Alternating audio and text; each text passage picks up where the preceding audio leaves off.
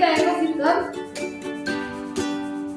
Suatu sistem ekologi yang terbentuk dari hubungan integrasi antara makhluk hidup dengan lingkungannya.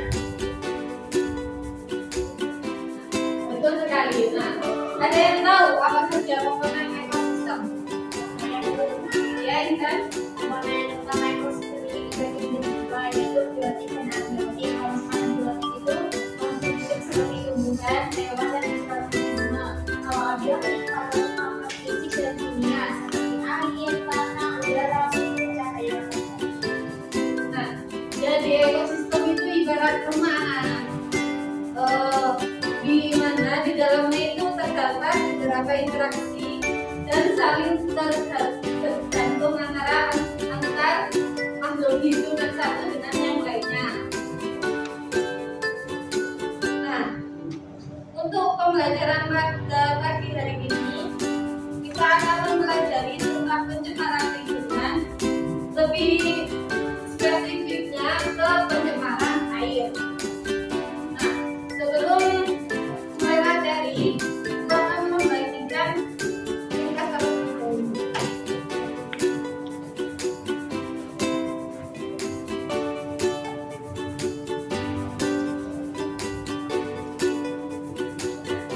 Kalian bisa mengerjakan ringkas, dikasih waktu 5 menit. Apakah sudah mengerjakan ringkas teman-teman? Sudah. Baik, kita dikumpulkan.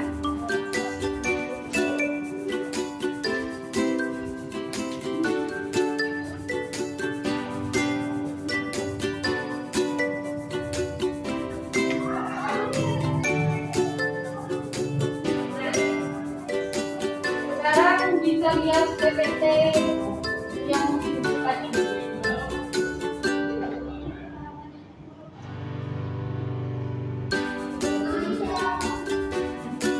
Apa perbedaan dari kedua gambar di atas? Kalau yang pertama itu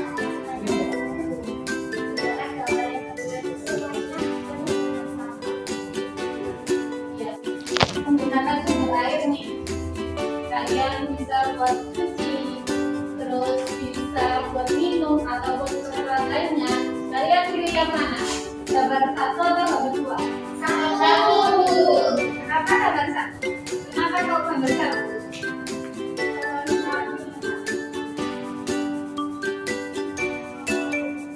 karena proses air baik, karena pada gambar satu itu proses airnya baik dengan dari sampah, namun yang gambar dua itu air semuanya kotor, mengandung bakteri, virus, dan parasit berbahaya yang dapat menyebabkan berbagai penyakit seperti diare, kolera, hepatitis, dan bumi. Iya benar. Kalau air sungai sudah terjadi pencemaran, itu banyak sekali penyakit yang akan ditimbulkan. Untuk tujuan pembelajaran pada pagi hari ini yaitu menggunakan pemahaman yang dimiliki untuk mengamati pencemaran air sungai terjadi di Kabupaten Jember. Dan untuk tujuan akhir pembelajaran yaitu peserta didik ini diharapkan dapat mengidentifikasi 3 titik pencemaran melalui kejadian 1 secara diskusi kelompok. Yang kedua, peserta didik ini mampu menganalisis 3 penyebab pencemaran air sungai di Bedadung, Warga juga terhadap lingkungan melalui diskusi secara kelompok. Nah, untuk profil pelajar Pancasila yaitu dengan bermengelar kritis. Pada pembelajaran kali ini juga menggunakan model PBL, yang dimana model PBL ini mengutamakan pada suatu masalah di lingkungan kita. Nah, untuk langkah-langkah model PBL ini ada 5 anak. Pertama, orientasi pada siswa dengan masalah. Yang kedua, mengorganisasi siswa untuk belajar. Yang ketiga, mendefinisi tujuan dan visi kelompok. Yang keempat, mengembangkan dan menyaksikan hasil. Dan yang kelima, menganalisis dan mengevaluasi proses penyelesaian masalah.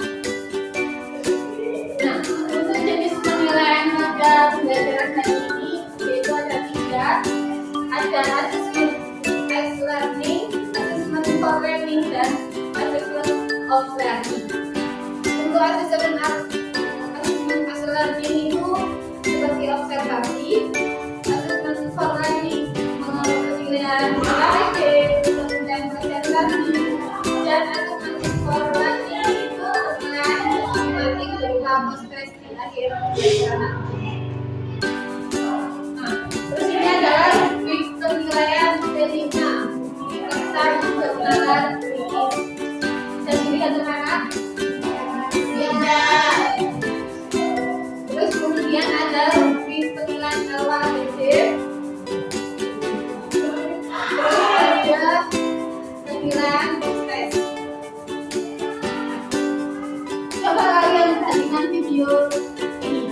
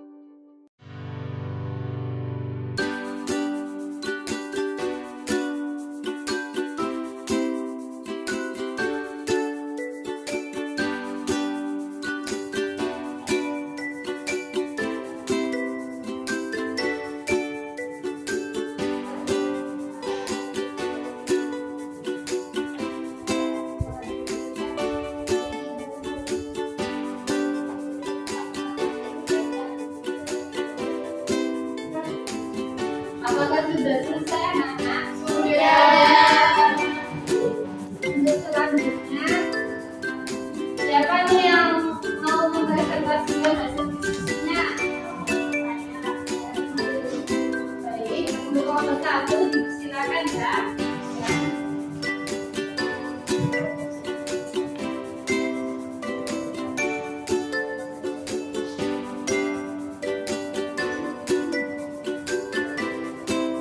Untuk kelompok lain bisa mencatat ya hasil diskusi ini. Baik, Ibu. Assalamualaikum warahmatullahi wabarakatuh. Waalaikumsalam warahmatullahi wabarakatuh. Ini kelompok 1 ini mempresentasikan hasil kerja kelompok kami bersama-sama saya Iman. Jadi kualitas air sungai Citarum tergolong terkena disebabkan oleh aktivitas masyarakat seperti industri dan pembuangan limbah domestik serta limbah industri. Hal ini berpotensi memperburuk kondisi kualitas air. Kemudian tingginya kandungan fosfat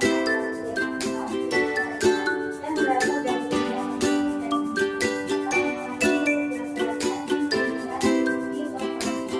fosfat menjadi unsur esensial bagi metabolisme organisme sehingga peningkatan kadar fosfat dapat menyebabkan kaum bebas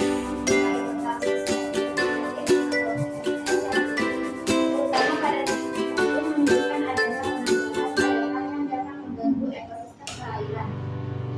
Kecenderungan ini menghambat penetrasi cahaya matahari dan berdampak negatif pada kualitas dan oksigen. Nah, apakah dari kelompok lain ada yang ditanyakan? Saya Ibu. Ya, silakan Sri. Ini kelompok 2 ya? Ya, yaitu apa faktor utama yang menyebabkan pencemaran sungai Citarum?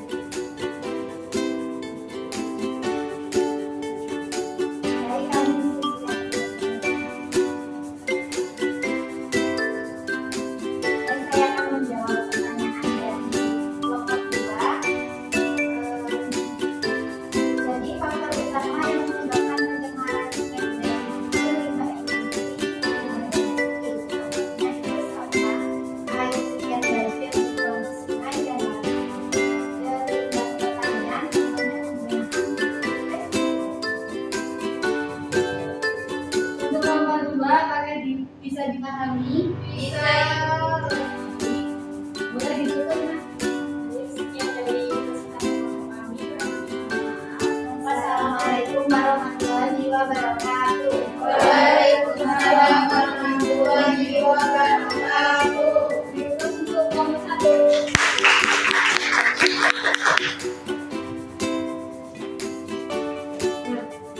Untuk selanjutnya, siapa nih yang mau menyimpulkan hasil diskusi pada pembelajaran hari ini? Saya dulu. Baik, Intan silakan. Jadi pencemaran air di Sungai Citarum menunjukkan bahwa masalah ini memiliki dampak serius terhadap kesehatan masyarakat, termasuk resiko penyakit saluran pencernaan, kandungan dan gangguan kulit. Upaya untuk mengatasi pencemaran memerlukan kolaborasi antara pemerintah dan masyarakat. Terima kasih untuk Intan yang juga menyimpulkan pada diskusi hari ini. Nah, selanjutnya pengambilan materi.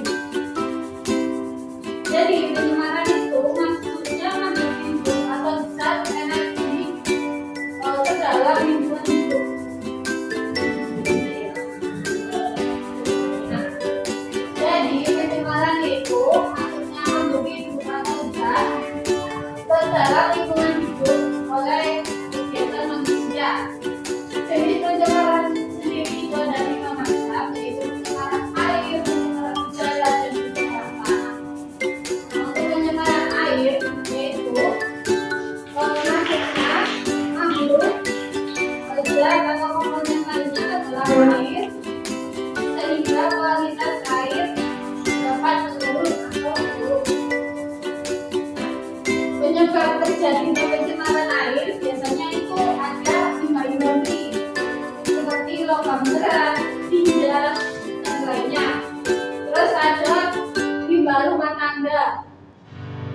limbah rumah tangga ini contohnya deterjen, terus air cucian baju dan lainnya. Terus ada limbah dari pertanian. Biasanya ini penggunaan zat-zat seperti pestisida. Terus yang keempat ada sampah plastik. Sampah plastik ini merupakan sampah yang paling banyak ditemukan di sungai yang terjadi pencemaran air. Nah, untuk dampak pencemaran air sendiri itu ada 3 yang paling utama, dimana ada kerusakan ekosistem alam, terus ada penurunan kualitas air dan gangguan kesehatan berupa penyakit, misalnya itu diare, terus iritasi kulit dan lainnya. Nah, untuk selanjutnya kalian mengerjakan proses yang setelah itu akan berdiri. Untuk pengerjaannya sekitar 10 menit dan kalian akan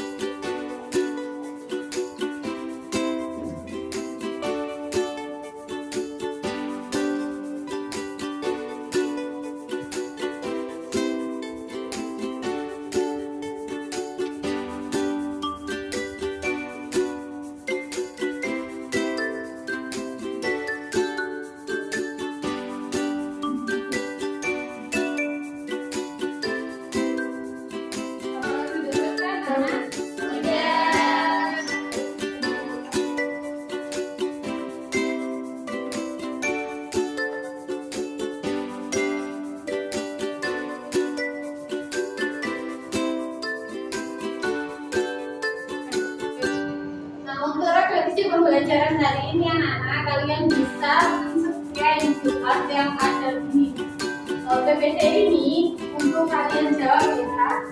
Baik Ibu. Nanti akan diarahkan ke Google Form.